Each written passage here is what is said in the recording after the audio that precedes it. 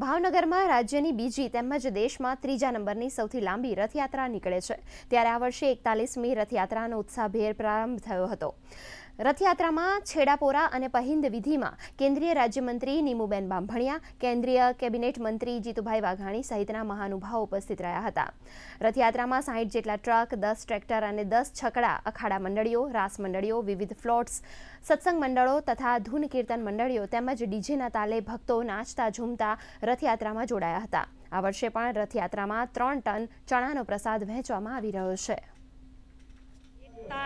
પ્રેમ અને સેવા ભાવથી આજે લોકો અનેક શ્રદ્ધાળુ લોકો આજે રથયાત્રાના દર્શન કરવાના છે ત્યારે સમગ્ર દેશવાસીઓને રથયાત્રાની ખૂબ ખૂબ શુભેચ્છાઓ પાઠવું છું।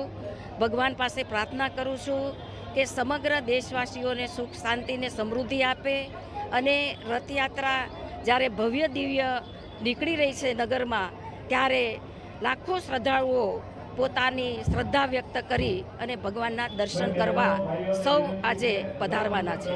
આજ રોજ ભાવનગરના 17.5 કિલોમીટર ઉપર આ રથયાત્રા પસાર થઈને રાત્રે 10 કલાકે સુભાષનગર ખાતે નિજ મંદિર ખાતે ભગવાન પધારશે।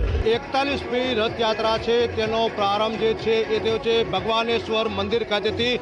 આ રથયાત્રાનો પ્રારંભ જે થયો હતો અને સંતો મહંતોની ઉપસ્થિતિ અંદર પહિંદ અને છેડાપોરા વિધિ બાદ જે છે એ રથયાત્રાનો પ્રારંભ જે છે એ થયો હતો। આ રાત્રિના 10-30 કલાક આસપાસ આ રથયાત્રા જે છે એ તેના નિયત માર્ગ ઉપર ફરી નિજ મંદિરે જે છે એ પરત ફરશે।